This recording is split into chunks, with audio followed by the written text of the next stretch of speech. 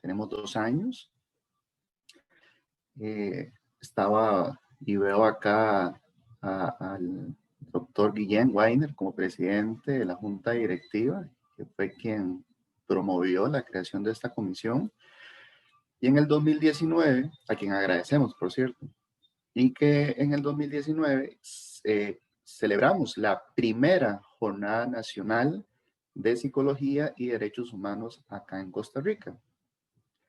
Nuestra reciente legislación en materia orgánica y reglamentación, así como el código de ética y deontológico en nuestro colegio profesional, instala los derechos humanos como una práctica obligatoria en nuestro quehacer profesional. Por tanto, es supremamente necesario estar en constante formación y vivencialmente en materia de los derechos humanos.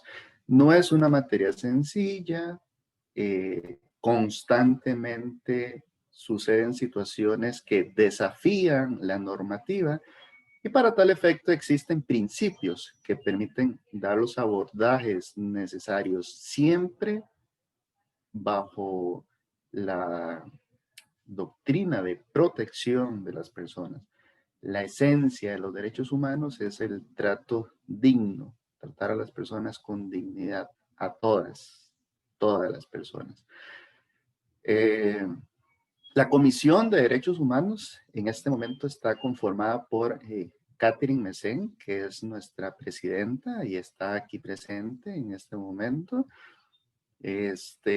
También por Juan Venegas, colega también de línea comunitaria y social. Está también Joana Varela Campos, que hoy sí pidió disculpas, ella siempre está, pero trabaja para el Patronato Nacional de la Infancia y hoy amanecieron con unas crisis en materia de niñez y adolescencia apremiantes, entonces anda con la institución en esa materia. Y hace unos meses se unió Gabriela Tuckler, que ella estaba a cargo de la Comisión de Movilidad Humana y se decidió hace unos meses que esa comisión fuera asignada a la Comisión de Derechos Humanos y ella nos acompaña entonces en materia migratoria. Pues bien, agradecemos a todas las juntas directivas que han hecho esto posible. En el caso nuestro ya es nuestro tránsito por 3 juntas directivas. Agradecemos al Departamento de Capacitaciones, a Jerry, que está aquí presente, cuya logística es enorme.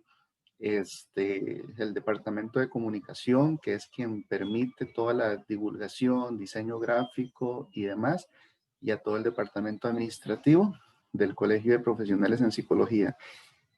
Todas nuestras actividades son gratuitas y eso es gracias a la generosidad de muchísimas personas, principalmente las personas expositoras, que muy generosamente disponen de su tiempo, de su experiencia, de su conocimiento para compartirlos desinteresadamente con nosotros y de antemano gracias a cada una de las personas. Voy a presentarles a nuestra primera expositora, que es una invitada conferencista internacional a quien agradecemos muchísimo una vez más el que haya aceptado esta invitación. Entendemos tiene una agenda potente, muy cargada, pero dijo sí a esta convocatoria y nos ha acompañado. Hablo de la doctora Catherine Erazo González. Ella es de nacionalidad colombiana, psicóloga de la Universidad Santo Tomás de Bogotá, especialista en gestión y desarrollo comunitario por la Universidad Inca, doctora y profesora de la carrera de psicología de la UNAM y participante del Sistema Nacional de Investigaciones, nivel 1. Posee 23 años de experiencia en docencia universitaria en Colombia y México, con importantes aportes en el campo de la psicología social comunitaria, así como la dirección de tesis de investigación. Ha brindado más de 200 conferencias, ponencias y talleres en América Latina, distinguida con el Premio de Tesis sobre América Latina y el Caribe o el Caribe en la categoría de doctorado, otorgado por el CIAL UNAM en el 2014. Tras sus aportes significativos en el estudio del desplazamiento forzado de comunidades indígenas y sus derechos humanos en América Latina y el Caribe, es miembro integrante de la Red Latinoamericana de Formación en Psicología Comunitaria y preside el Coloquio Internacional de Psicología Social Comunitaria en nuestra América. Así, en este momento, damos la bienvenida a la doctora Catherine. Doctora, bienvenida. Buenos días a todos, a todas. Es un placer para mí estar con ustedes. Agradezco la invitación que me hace el Colegio de Profesionales en Psicología de Costa Rica, en especial a la maestra Catherine Mesén. Para mí, la verdad, es un honor estar en estas segundas jornadas nacionales de psicología y derechos humanos. He tenido la oportunidad de estar en varias ocasiones en Costa Rica y la verdad, la calidad humana, la calidez con que lo reciben a uno es maravilloso. Bueno, en la conmemoración, el día de hoy, de la Declaración Universal de los Derechos Humanos, proclamada por la Asamblea General de las Naciones Unidas en París el 10 de diciembre de 1948, para todos los pueblos y naciones, yo creo que es pertinente problematizar y pensar desde nuestra disciplina el quehacer de la psicología social comunitaria en materia de derechos humanos en los pueblos indígenas. Porque también en Costa Rica tenemos pueblos indígenas, muchas veces olvidados o marginados aún dentro de la disciplina psicológica. Y yo agradezco este espacio porque esto me da la posibilidad de reivindicar desde, digamos, nuestras prácticas y escenarios específicos, especialmente aquí en México, en la Universidad Nacional Autónoma de México, donde soy profesora en la Facultad de Psicología, de todo el trabajo que hemos desarrollado, ¿no? Y de cómo pensamos esta psicología social comunitaria comprometida con los pueblos indígenas y en especial con los derechos humanos. ¿Mm? Bueno, en esta disertación sobre el quehacer de la psicología social comunitaria en materia de derechos humanos en pueblos indígenas, quisiera, digamos, dividir la exposición en dos momentos. Un primer momento es donde yo problematizaré un poco sobre los derechos humanos de los pueblos indígenas. Bueno, si bien tenemos una visión universal sobre los derechos humanos posterior a la Declaración Universal de los mismos, creo que es pertinente desde los microespacios, desde los trabajos comunitarios que hacemos comprometidos con los actores sociales, en especial con los pueblos indígenas, que debemos replantear, deconstruir algunas categorías teóricas, en este caso, los derechos humanos, cómo concebimos los derechos humanos, pero desde los mismos pueblos indígenas. Ese sería el primer momento. Y el segundo momento, hablar ya específicamente del cuál sería el ámbito de la acción psicosocial y comunitaria en materia de derechos humanos con los pueblos indígenas. Bueno, paso al primer momento. Para hablar sobre los derechos humanos de los pueblos originarios o de los pueblos indígenas, hay que preguntarnos primero qué entendemos por los derechos humanos y posteriormente hacer como un análisis del devenir sociohistórico de los derechos humanos de los pueblos indígenas desde una perspectiva nuestroamericana. La primera parte, ¿qué entendemos por derechos humanos? Parece que todos entendiéramos y supiéramos que hablamos de lo mismo.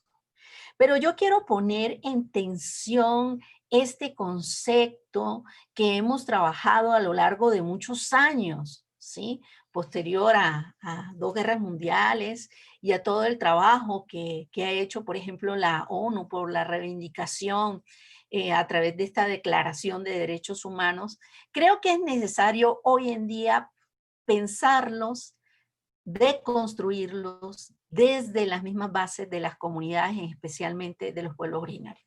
Y quisiera citar entonces lo siguiente, ¿no? Por un lado, podríamos pensar los derechos humanos no necesariamente desde la misma Declaración Universal de los Derechos Humanos, sino desde los orígenes medievales.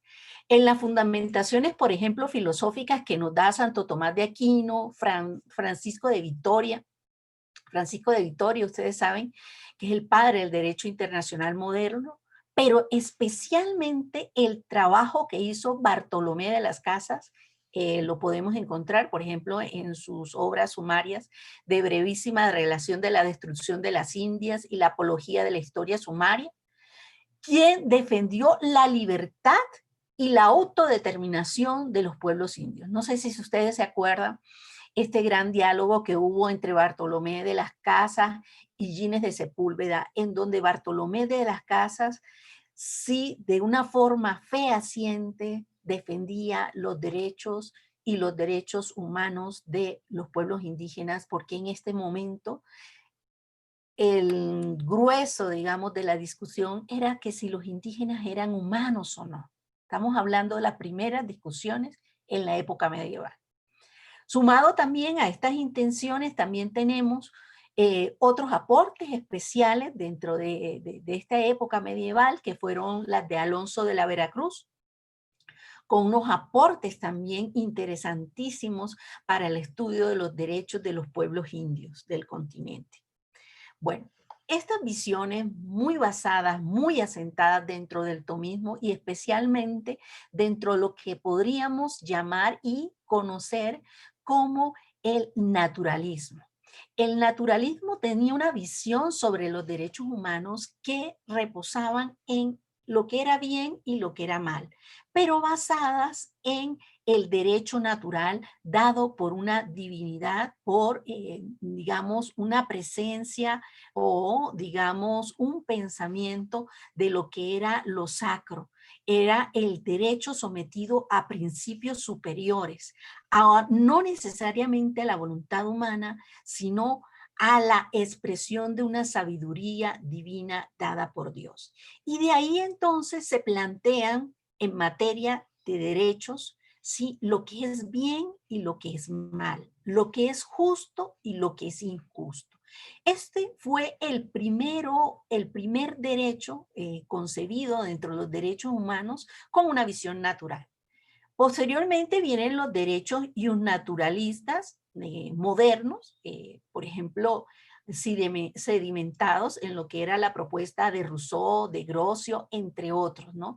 Aquí en este naturalismo moderno, el derecho humano reposa en la naturaleza humana. Y es a partir de la concepción de la naturaleza humana donde se da una fundamentación jurídica de la comprensión de lo que entendemos por el derecho y lo humano. Aquí podríamos encontrar varias corrientes dentro de ella, pero no las voy a profundizar. Posteriormente digamos, a este pensamiento naturalista moderno viene el positivista. ¿Y qué nos dice esta corriente positivista, ¿no?, sobre los derechos humanos? Que los derechos humanos versan en valores en tanto normas jurídicas expresadas en el derecho positivo. Aquí encontramos, por ejemplo, dentro de esta corriente a Victoria Camp, a Peces Barba, entre otros, me imagino que ustedes también han leído de manera profunda, ¿no? Si tomamos estos aportes del naturalismo y el positivismo, podemos entonces pensar que los derechos humanos de los indígenas, de estos pueblos, pueden ser resarcidos tanto desde la dignidad humana que se da por el hecho de ser persona, tomando la corriente naturalista, como también por todo el aparato normativo, jurídico y ético, contenidos en lo que sería el derecho positivo, en los marcos del derecho internacional y en las leyes generales, ¿sí? Aquí entonces podríamos a grosso modo citar que en materia de derechos humanos de los pueblos indígenas están los principios, por ejemplo, que versan en el convenio 169 de la Organización Internacional de Trabajo, la Declaración de las Naciones Unidas sobre los Derechos de los Pueblos Indígenas, dada el 13 de septiembre del 2007, la Declaración Universal de los Derechos Humanos, en 1948, las convenciones de Ginebra de 1949, sus protocolos facultativos de 1977, la Declaración de Cartagena sobre refugiados en 1984, la Declaración de San José sobre refugiados y personas desplazadas en 1984, el Pacto Internacional de Derechos Económicos, Sociales y Culturales. En el caso específicamente de México, donde trabajo, donde laboro, ¿sí? Y bueno, que también es mi país por adopción, podríamos encontrar que a nivel de la Constitución, el artículo 2 de la Constitución, también nos enmarca lo que sería los derechos que tienen los pueblos indígenas aquí en la región mexicana. Pero también hay recientemente, apenas se cumple un año, sobre la construcción de una ley de los derechos de los pueblos y barrios originarios y comunidades indígenas residentes en la Ciudad de México, ¿no? Aquí entonces podemos ver el marco normativo jurídico que vela por los derechos humanos de los pueblos indígenas, pero también a nivel ontológico vemos que es necesario resarcir desde la perspectiva ius naturalista lo que es simplemente el derecho por ser persona y ser humano, digamos, trabajo filosófico y ontológico recreado desde el medioevo, ¿no? A estas concepciones bastante duras sobre los derechos humanos de los pueblos indígenas, también tenemos otras posturas que critican la conceptualización sobre derechos humanos. Y tenemos, por ejemplo, un trabajo muy interesante que hace Luis Javier Caicedo en un libro titulado de Derechos y Deberes de los Pueblos Indígenas. Y él pregunta, ¿por qué se llaman derechos humanos? ¿Hasta dónde se pueden aplicar los derechos humanos a los pueblos indígenas y bajo qué criterio? ¿Por qué lo pregunta? Imagino que han tenido muchos acercamientos con Boaventura dos Santos.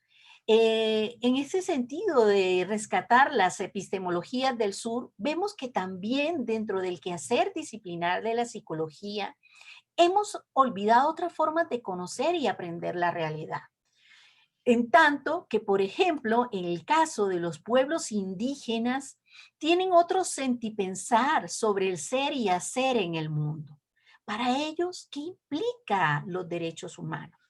Cuando nosotros desde la lingüística reconocemos, hay muchas lenguas en toda nuestra América que son practicadas por nuestros pueblos indígenas y si como psicólogos y psicólogas tenemos la concepción que en la lengua está la forma de concebir una realidad, de hacer y sentir pensar el mundo que es muy diferente a Occidente, entonces podemos citar que hay otras epistemes, en este caso las epistemes de los pueblos indígenas que es necesario rescatar.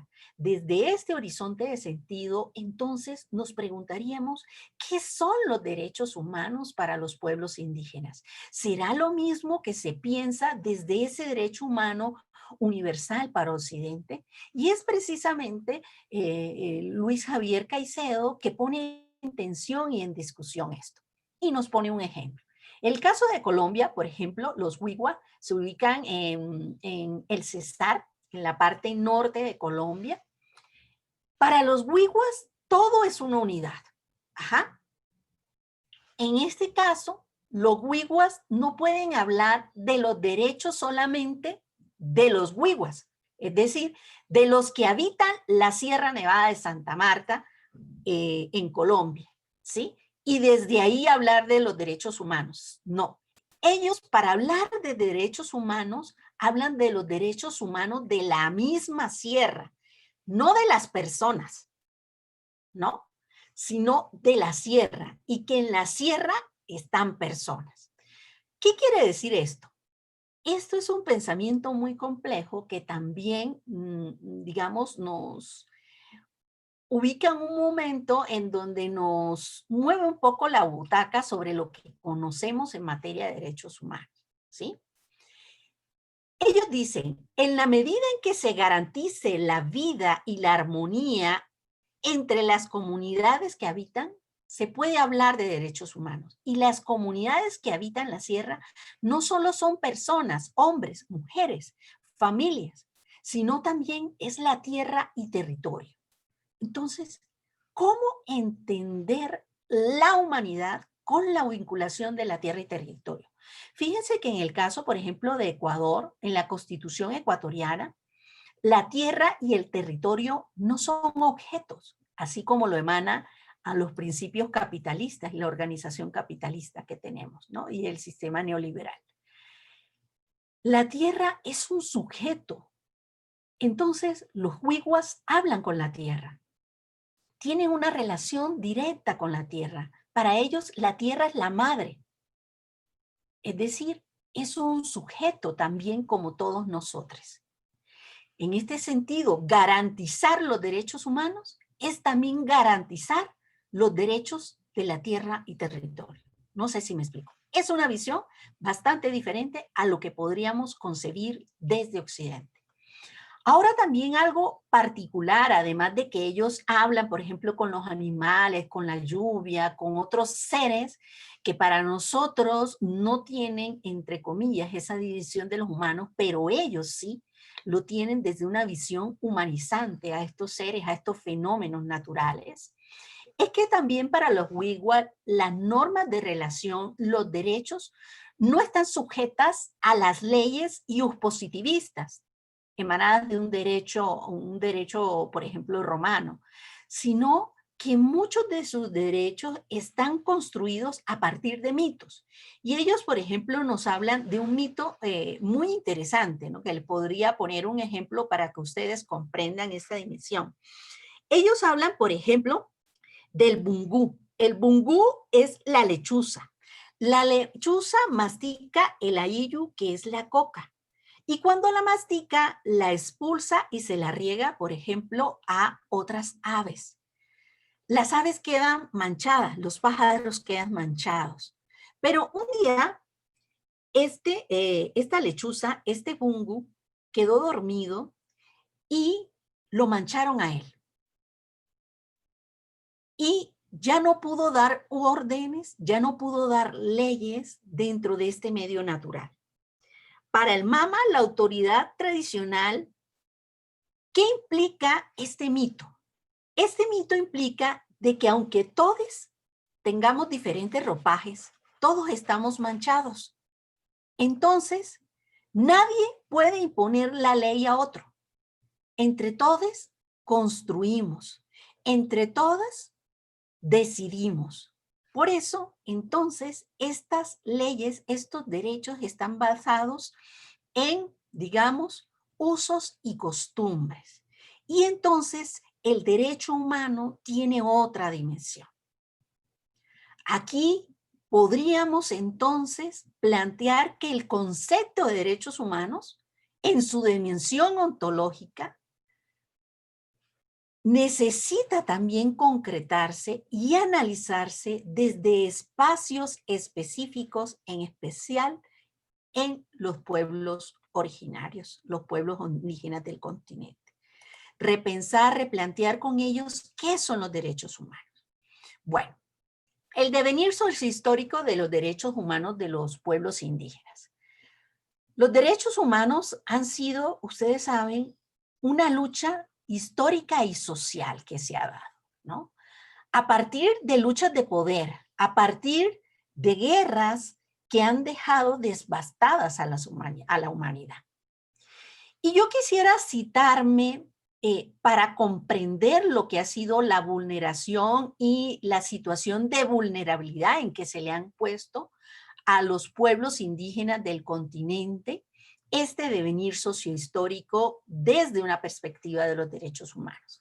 Por ejemplo, en la guerra de conquista y la colonización, que obedecía a una justa causa, podemos encontrar que se vulneran y se violan desde esta época de la colonia los derechos humanos de los pueblos indígenas, pero bajo una justa causa.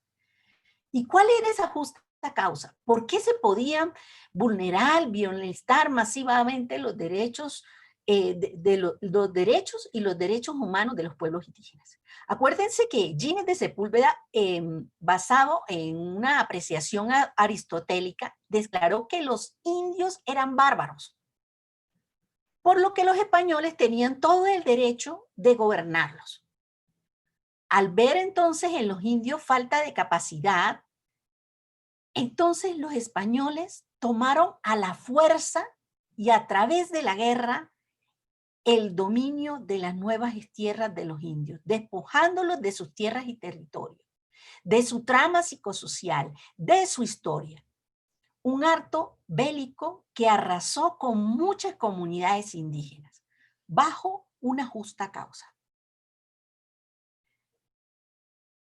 Este discurso justificó la violación entonces de los derechos humanos de los indígenas. A la par, acuérdense que principalmente de las casas, fue quien empezó a defender los derechos, porque en este momento se preguntaban, ¿será que los indígenas son humanos o no? ¿Tendrán características de un humano? Y es precisamente de las casas quien dice, sí, entró a la defensa. Ellos y ellas son humanas. No se puede abusar de los pueblos indígenas. Y ahí cuando empezó el reconocimiento de la humanidad de los indígenas, de que no eran animales, de que no eran bárbaros, ¿sí? Empezó el forjar esta lucha por los derechos humanos de los pueblos indígenas. Fíjense, lo estamos viendo desde la época de la mal llamada conquista y desde la época de la colonia. Y que actualmente se resarce, desgraciadamente. Hay una lectura también que me parece muy interesante para también leer muy críticamente los derechos humanos de los pueblos indígenas, y es la lectura que nos ofrece Frank Hanlamer. Frank Hanlamer hace una crítica al ensayo del gobierno civil escrito por Locke. Y él nos dice, Locke invierte el concepto de derechos humanos como se dio, por ejemplo, en la primera revolución inglesa. ¿Y cómo es eso y qué tiene que ver con los pueblos indígenas? Acuérdense que los pueblos indígenas han sido expropiados en toda nuestra América de sus tierras y territorios. Y esto viene, fíjense, desde la época de la conquista, la colonia, la época moderna, posmoderna. En todos los momentos históricos está el despojo, la expropiación de los pueblos indígenas. Pero lo más tenaz es que bajo una lectura también de derechos humanos, se ha subvertido la visión principal que tenían los derechos humanos. ¿A qué voy con esto? La premisa que plantea Locke, por ejemplo, de que todos los hombres son iguales por naturaleza, y de ahí que entonces, por ejemplo, los indígenas que habitan la tierra, solamente, como todos somos iguales por naturaleza, solamente le pertenecía a los indígenas las tierras que cosechaban. Pero lo que no se cosechaba, como todos somos iguales por naturaleza, podía ser arrebatado por otro hombre, en el principio de igualdad natural. Desconociendo que también la tierra y territorio para ellos tienen una relación sacra, en donde no solamente nos relacionamos como pueblos indígenas con la zona que cultivamos, sino de pronto con el cerro donde hacemos un ritual. Ajá.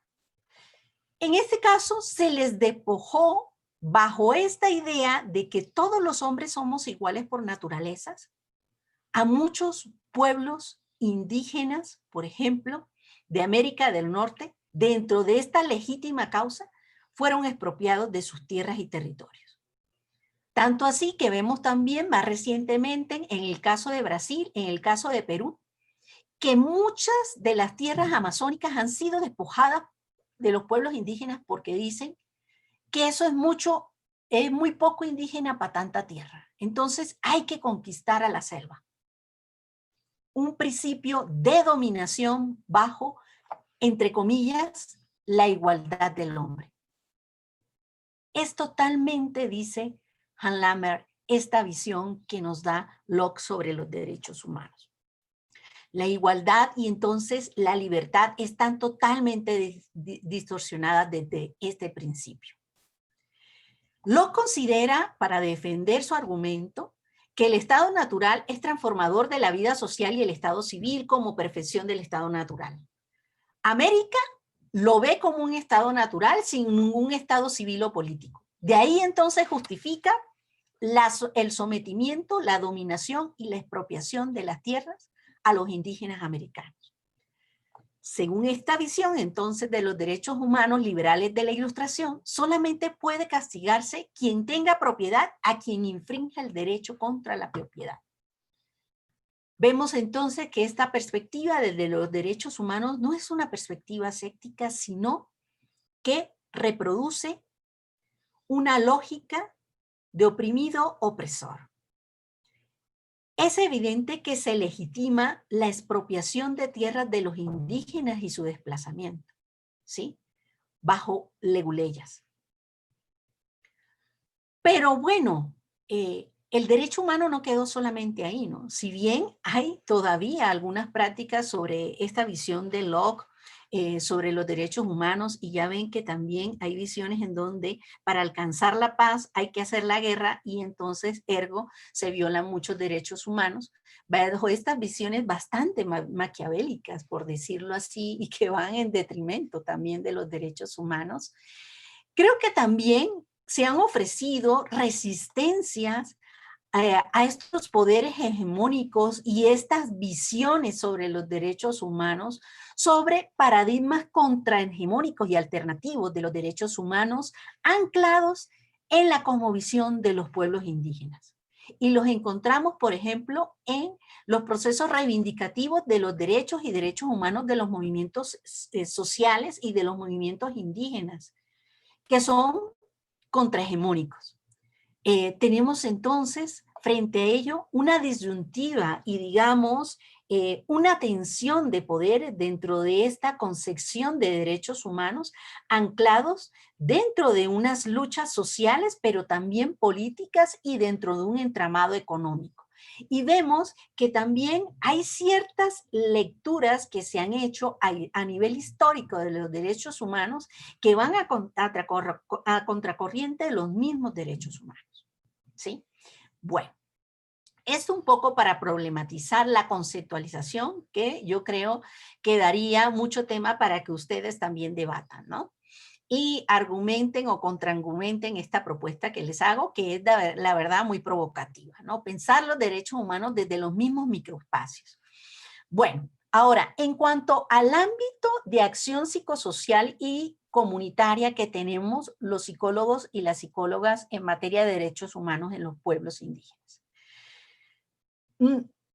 Yo creo que podría ubicarnos en dos ámbitos a intervenir a nivel de procesos psicosociales y comunitarios en materia de derechos humanos.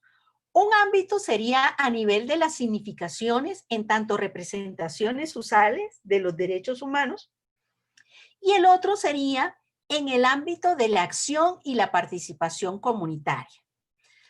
Para, obviamente, acompañar lo que serían los procesos que se llevan en cuanto a la defensa de los derechos humanos, pero también a la vulneración de los derechos humanos, ¿sí? Y al acompañamiento de muchas de las comunidades y pueblos indígenas, ¿sí? Que quieren resarcir su forma de comprender también sus derechos.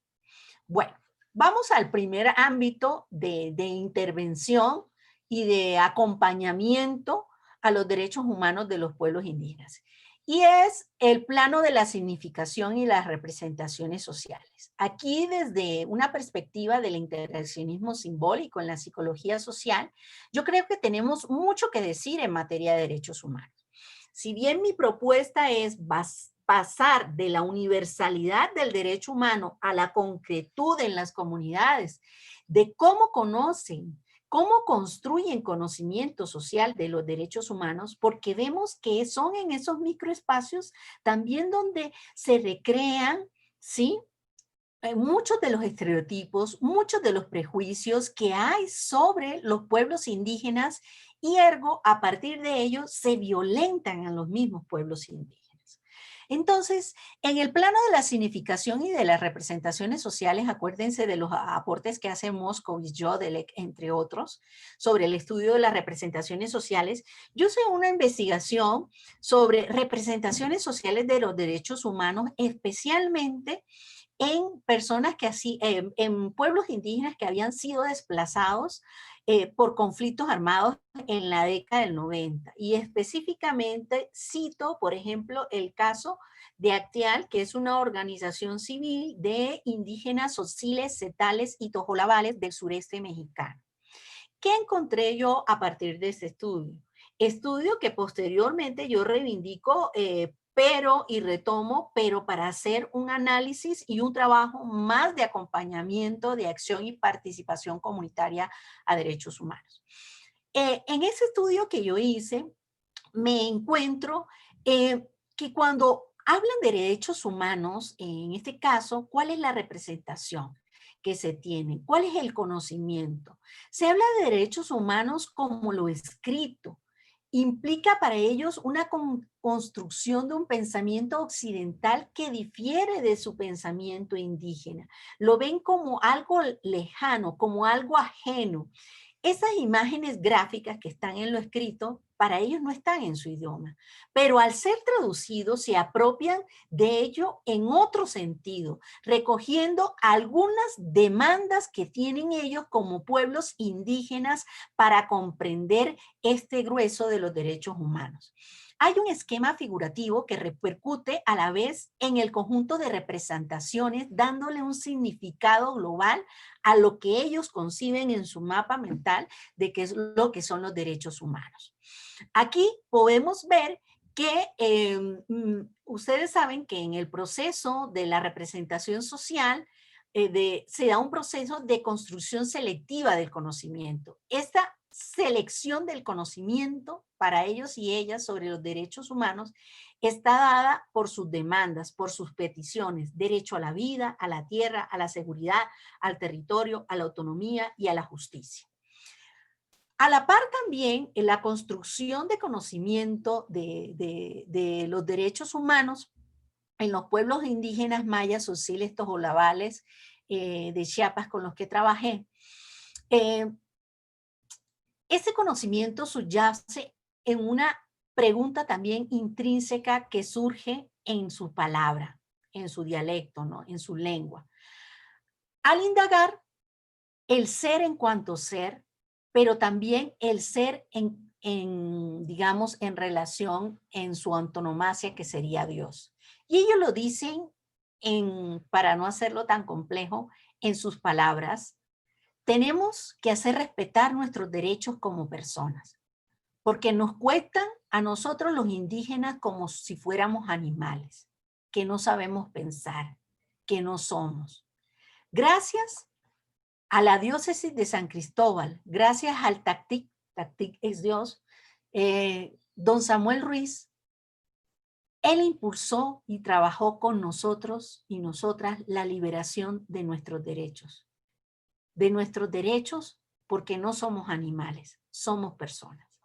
Aquí, en este texto, que es un testimonio de los mismos pueblos indígenas, vemos el raigambre ontológico, las preguntas ontológicas, las reflexiones que se hacen desde su práctica cotidiana sobre la humanidad. Algo muy importante dentro de este estudio es que encontré también que hay un núcleo figurativo de la representación social sobre los derechos humanos elaboradas por los mayas, que subyace en ellos como grupo étnicamente diferenciado a los que no son mayas, a los que son blancos, a los que son ladinos. Y encontramos esto. Aquí convergen tanto reflexiones ontológicas circunscritas en imágenes y en palabras. Al emplazar ellos y ellas la imagen de la noción abstracta del concepto de derechos humanos, le dan una textura material a la idea. La imagen total de los derechos humanos está compuesta por dos imágenes que se complementan. La imagen de ser indígena en cuanto ser racional, pensante, dotado de características humanas, y la imagen de ser indígena supeditado por un ente principal que es Tactic Dios. Pero también hay otra representación, hay otro imaginario de los derechos humanos en la sociedad chapaneca donde ellos habitan. En él se dibuja una línea divisoria sobre la concreción material de los derechos humanos como ente abstracto.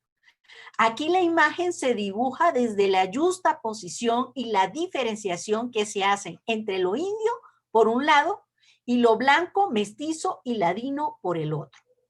En la imagen de lo indígena reposa en la sociedad chapaneca la irracionalidad, la barbarie, el ser que no piensa. El núcleo es bipolar. Hay un espacio ocupado por los de arriba y otro por los de abajo. Hay un lado superior y un lado inferior. Se dibuja la imagen de una división. El indígena en el imaginario es ubicado en una posición espacial temporal inferior. En lo inferior, en lo de abajo, está lo no humano, lo irracional, lo que no se desea en la sociedad chapaneca y mexicana. Esta estructura gráfica se convierte, desgraciadamente, en un guión para interpretar las relaciones, las interacciones sociales en la sociedad chapaneca y mexicana, y confiere un marco de referencia para orientar los juicios y las percepciones elaboradas por los andinos, es decir, los blancos y los mestizos, sobre los derechos humanos de los indígenas. En este sentido, si se le despoja de su humanidad a los indígenas, se los ubica dentro de los bárbaros, puedo infringir sus derechos. En este sentido, los psicólogos y las psicólogas necesitamos trabajar con los dispositivos de las representaciones sociales que se tienen sobre los mismos pueblos indígenas y sobre los derechos humanos de los pueblos indígenas para abordar en la práctica otro hacer de los derechos humanos, en donde no se les despoje de la humanidad a los indígenas, no se les vea como bárbaros, sino como humanos, con derechos, como todes, como todas, pero también con una cosmovisión y una episteme diferente de concepción de lo que es su derecho y su humanidad. Bueno, ahora, en cuanto al plano de la acción social y la participación comunitaria, ¿hacia dónde debemos guiar nosotros y nosotras como psicólogos sociales comunitarios? El trabajo en materia de defensa, protección de los derechos humanos, en materia de vulneración, violación masiva a los derechos y del reconocimiento pleno de los derechos humanos. Yo creo que debemos trabajar sobre procesos psicosociales muy particulares, que me ha dado la experiencia en este ámbito cuando trabajamos con pueblos indígenas. Hay que trabajar la memoria histórica, la memoria colectiva de los pueblos indígenas. Entrarnos dentro de la construcción de sus identidades, dentro de su sentido subjetivo de bienestar. A través de la memoria histórica, por ejemplo, cuando he trabajado con desplazados en medio de conflicto armado que han sido violentados, vulnerados sus derechos humanos de forma masiva, el recuperar su memoria histórica, su memoria colectiva, les permite también un proceso de empoderamiento sobre los derechos a los que tienen, comillas, derecho, valga la redundancia, porque a veces estos sujetos, estos actores sociales son despojados como sujetos de derechos individuales y colectivos, ¿sí? Entonces, este proceso de recuperación nos permite que ellos y ellas se empoderen. Otro elemento hacia donde apuntar para trabajar derechos humanos con pueblos indígenas es fortalecer el sentido del nosotros. El sentido de nosotros en tanto la vocalización, la acción, la conciencia y el vivir en nosotros. Cuando trabajamos con comunidades, por lo general estamos viendo problemas y necesidades y hay que apuntar también a ubicar las fortalezas, porque en la medida que trabajamos las fortalezas, en este caso, los pueblos indígenas, una de sus fortalezas es que tienen un sentido en nosotros. Es decir, sus decisiones, por ejemplo, cuando hay vulneración a los derechos humanos, no es tomada para reclamar ante el Estado, ante la autoridad XY, sus derechos, no son tomadas esas decisiones por una persona, son tomadas a nivel asambleario. Para proteger entonces sus derechos, hay que también trabajar desde ese sentido en nosotros, porque ellos las decisiones no las toman de forma individual, sino de forma nosótrica. Porque ellos viven la vida no desde este pensamiento individualista donde el yo prima, sino donde prima el nosotros.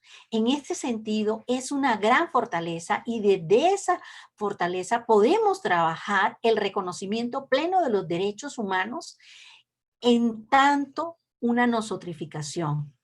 Bueno, otro elemento que yo creo que debemos trabajar cuando estamos inmersos en pueblos indígenas es trabajar desde sus formas de organización y participación comunitaria.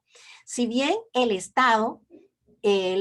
estados nacionales tienen formas políticas y organizativas y tienen una estructura para también velar por los derechos humanos, podemos ver que en las comunidades hay, digamos, circuitos diferentes y lógicas diferentes de organización y participación. Que estos circuitos sean potenciadores, ¿sí? Para trabajar los derechos humanos con ellos. Es decir, que no vamos a trabajar a contracorriente, ¿no? Sí, por un lado están las formas organizativas del Estado, pero también las formas organizativas que tienen estos pueblos. Y si estos pueblos entonces trabajan a nivel, por ejemplo, de mingas, hay que trabajar la minga, hay que trabajar la faena, hay que trabajar desde esos microespacios y formas de organización participativa. En el caso de pueblos indígenas, por ejemplo, en Chiapas se ha trabajado mucho los derechos humanos a partir de las comunidades eclesiales de base, ¿no?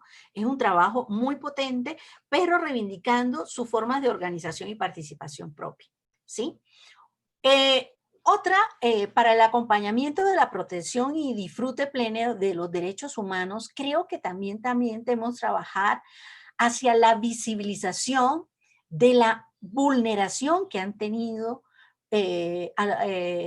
y violación masiva a los derechos humanos que han tenido estos pueblos indígenas. Y para eso podemos utilizar diferentes metodologías de la psicología social comunitaria, como el trabajo a través de la investigación acción participativa, rescatando la voz de los mismos actores sociales, que ellos sean los que cuenten sus historias, ¿sí? Sobre vulneración de los derechos humanos a través de una metodología que se llama el discurso testimonio. También trabajando con otras metodologías como la cartografía social para saber la construcción de las conflictividades que hay en sus espacios, ¿no? Cómo está el ejercicio de los derechos humanos dentro de sus espacios territoriales, concibiendo que el territorio también es un sujeto para ellos humanizado. Ya. Por último, yo creo que también hay un elemento fundamental que hay que trabajar. Cuando los pueblos indígenas son vulnerados en sus derechos, obviamente esto repercute en la salud mental comunitaria y en la salud comunitaria de los pueblos indígenas.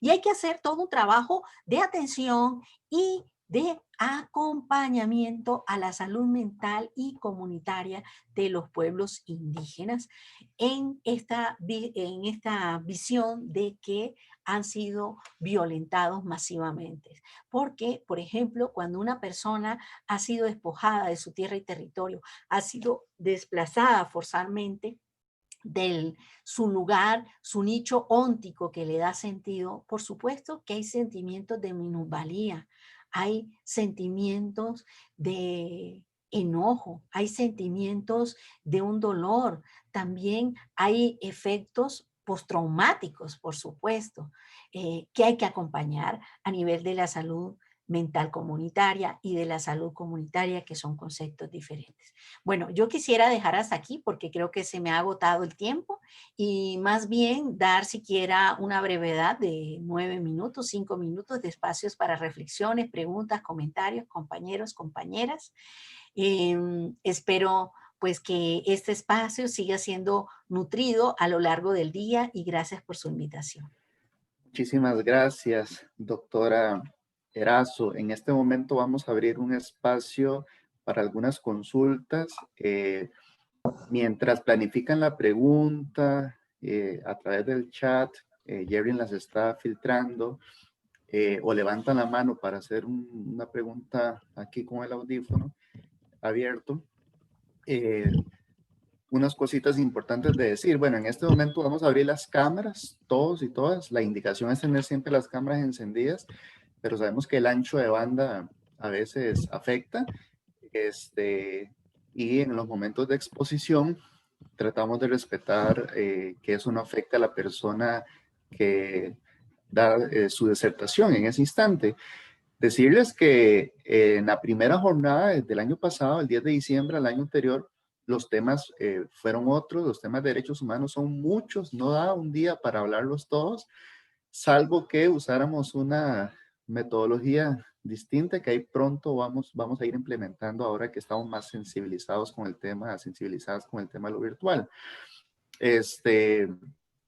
Pero la jornada anterior trabajamos el tema de los derechos de las personas con discapacidad, los derechos de las personas en materia de salud mental.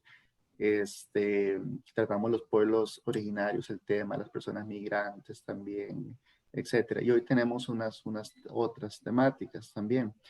Y durante el año estamos organizando actividades que ustedes han tenido la oportunidad de conocer. Bueno, Jerry, me comenta si hay alguna pregunta, aquí ya vi. Y si alguien quiere levantar la mano para abrir micrófono y hacer su pregunta, nada más utiliza la opción de levantar la mano. Doctora, dicen acá, puede referirse al efecto colonizador de descrédito de la cosmovisión de la realidad de los pueblos originarios al respecto de la demonización de los usos sociales enterógeno-espirituales de las sustancias psicoactivas en los rituales autóctonos. Bueno, muchas gracias por la pregunta. No sé quién la hizo, pero bueno, creo que es muy interesante. Tuvo que haber sido Javier Vindas. Bueno, gracias, Javier. Yo creo que en efecto, dentro de la academia persiste hoy en día un pensamiento colonial. Y yo creo que nuestra disciplina hay que descolonizarla. Y la descolonización implica también una deconstrucción de los conceptos a partir de la inclusión de otras epistemes. En este caso, yo creo que la psicología debe partir de un eje transversal en donde reconozca la interculturalidad como un eje central. Y cuando hablamos de interculturalidad es el diálogo con otras culturas y el respeto a la diversidad de pensamiento. Yo me pregunto qué tanto desde nuestro quehacer, desde nuestras conceptualizaciones, desde nuestras intervenciones, ¿sí? Incorporamos el pensamiento indígena. Y cuando lo incorporamos a veces de una forma extraña, de una forma que es alejada y desde el pensamiento de la blanquitud y desde Occidente. En este sentido, si bien lo que nos comenta Javier es cierto, ¿no? Los pueblos indígenas tienen rituales, tienen obviamente sincretismos religiosos. Por ejemplo, yo he trabajado con población amazónica, específicamente con ashánicas. Y en los ashánicas utilizan la ayahuasca. No sé si han escuchado la ayahuasca. La ayahuasca tiene un efecto bastante contundente sobre el sistema nervioso central, ¿no? especialmente sobre la amígdala, ¿no? Y entonces hay una liberación cuando consumes el ayahuasca, y hay ciertos elementos regresivos, ¿no? Los impulsos, esos miedos, esas rabias, esas tensiones salen en el momento que consumimos la ayahuasca. Sin embargo, desde la población indígena, desde sus rituales, desde los ashánicas, la ayahuasca no es una droga, es una planta sagrada. Y es una planta sagrada que se utiliza en un ritual. Sin embargo, incorporado desde un pensamiento occidental, lo que se usa, la ayahuasca, es como simplemente una sustancia psicoactiva. Se pierde la concepción del ritual. Y la misma concepción del ritual que hace parte de un pensamiento indígena, ¿sí? Es subvertido en Occidente. Entonces los chavos, las chavas, lo que decimos acá en México, los jóvenes, ¿sí? Empiezan a consumir la ayahuasca, pero no obedeciendo, obviamente, a una cosmovisión. Y se generan entonces más bien relaciones adictivas, ¿no? Porque el sentido, la significación es otro. Entonces, ¿qué pasa? Desde Occidente se empieza a ver la planta como algo negativo. Y la planta no tiene nada negativo. Lo que tiene negativo es más bien que no hay un respeto frente al uso y hay una traspolación de este uso de esta planta que se da en las comunidades indígenas a Occidente desde más bien un uso más bien adictivo, farmacológico, que no tiene nada que ver con estas comunidades. Y esto ha pasado históricamente. No sé si se acuerdan, por ejemplo, en el caso de Bolivia. En el caso de Bolivia, y no solamente en Bolivia, los indígenas consumen la coca. Coca no es igual a cocaína. Entonces consumen la coca, pero para poder aguantar sus sesiones en la chacra, porque como las chacras en las zonas andinas, es decir, donde se cultiva la tierra, están muy altas, a ti te da el mal del soroche. No sé si han estado en zona andina. O sea, tu mente ya no trabaja igual, tu cuerpo no. Entonces, el masticar la coca te permite trabajar ahí.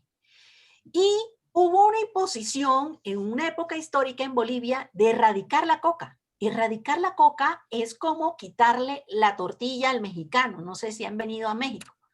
O sea, quitarle la tortilla al mexicano como el derecho que tú tienes a comer de cierta forma, de acuerdo a tus usos, a tus costumbres, es como una falta de violación a un derecho que tiene un pueblo basado en sus rengambres indígenas. ¿Sí me hago entender? Entonces, se sataniza, se ve mal el consumo de la coca, pero coca no es igual a cocaína. Y eso no solamente pasa en Bolivia, también en la zona andina, por ejemplo, de Colombia, ¿no? Entonces, por eso, cuando nosotros trabajamos derechos humanos en los pueblos indígenas, tenemos que conocer la cosmovisión indígena, porque si no, nosotros y nosotras mismas como psicólogos y psicólogas, si lo desconocemos, podemos infringir también y violar sus propios derechos. Que eso también me ha tocado ver, que muchos psicólogos y psicólogas, por desconocer esto, no con dolo, ¿sí? Violentan a los mismos pueblos indígenas y a sus derechos y los derechos humanos de ser, de recrear su forma de vida, de pensar y de sentir pensar diferente a Occidente. Muchísimas gracias, doctora Erazo. Sin duda, en esta práctica de los derechos humanos, no podemos dejar de ver los temas colonizadores y que muchas veces en el nombre de los derechos humanos estamos realizando prácticas colonizadoras. En esto, el pensamiento del sur nos ofrece mucho. Es interesante, por ejemplo, cómo llama Costa Rica a ese tema de colonización como un encuentro de culturas, cuando fue un sangriento genocidio, ¿verdad? Uno no escucha encuentro de culturas en el pensamiento del sur, por ejemplo. Entienden muy bien qué fue lo que sucedió ahí. La doctora Erazo nos invita como profesionales en psicología a pensar y actuar desde el sentido de nosotros, desde la mirada y cosmovisión de las propias personas de los pueblos originarios, su forma de organización. Nosotros estamos ahí para acompañar una perspectiva social y comunitaria, respetando la cosmovisión y la reivindicación de los pueblos originarios, desde la visibilización de sus múltiples vulnerabilizaciones, tomando muchos otros enfoques para entender la salud mental, como lo es la interculturalidad, como bien lo ha dicho la doctora Erazo, la interseccionalidad, es decir, no se hace de cualquier manera. Catherine Messen, y con esto terminamos esta primera ponencia, que ha sido eximia, doctora. Hasta hoy tengo el gusto de conocerle y me ha parecido excelente cada una de las argumentaciones. Leo para usted y para ustedes. Dice Catherine Messen, por cierto, nuestra presidenta de la Comisión de Derechos Humanos. Muy interesante el trabajo sobre representaciones sociales y pueblos indígenas. En Costa Rica, hasta hace poco se hablaba de reserva indígena para hacer referencia a los territorios indígenas. Tal cual se conserva una especie animal en peligro de extinción. Vinculado a esto, actualmente han asesinado líderes indígenas dentro de los territorios, lo cual ha sido denunciado ampliamente por organizaciones indígenas sin acceso a la justicia, con un tratamiento por parte del Estado tal cual no se hubiera asesinado a una persona. Definitivamente en Costa Rica, desde la psicología social y los derechos humanos, hay mucho por trabajar. Y en esta semana vimos en las noticias una situación como la que Catherine ha mencionado. Tenemos el asesinato de Sergio, que ha quedado impune. Hay amenazas en este momento en la zona sur sobre otras personas indígenas y pareciera que las vivencias de las personas indígenas, como bien lo menciona Catherine, no se trata de vivencias de personas. Doctora Erazo, no sé si quisiera hacer un comentario sobre esto. Fíjense que cuando yo les decía, históricamente los indígenas han sido violentados y vulnerados, bueno, digamos, durante todo el trayecto de la historicidad, durante todos estos siglos han sido violentados, vulnerados sus derechos humanos. Los indígenas tienen una relación sacra con la tierra. Digamos, los indígenas siempre este planeta que nos pertenece a todos y todas, porque su relación con el territorio es otro. Y vemos que muchos de los líderes y lideresas indígenas trabajan en pro del medio ambiente. Muchos de estos indígenas que han trabajado en pro del medio ambiente, no solamente en Costa Rica, en Colombia, en México, están siendo asesinados. El caso de Colombia, semanalmente hay asesinatos de líderes indígenas. Y hay una invisibilización en la sociedad de las muertes de estos líderes indígenas que no solamente están resarciendo una demanda por unos derechos propios, sino están buscando salvar el planeta donde habitamos todos. ¿Qué tanto nosotros como psicólogas y psicólogos estamos acompañando esos procesos?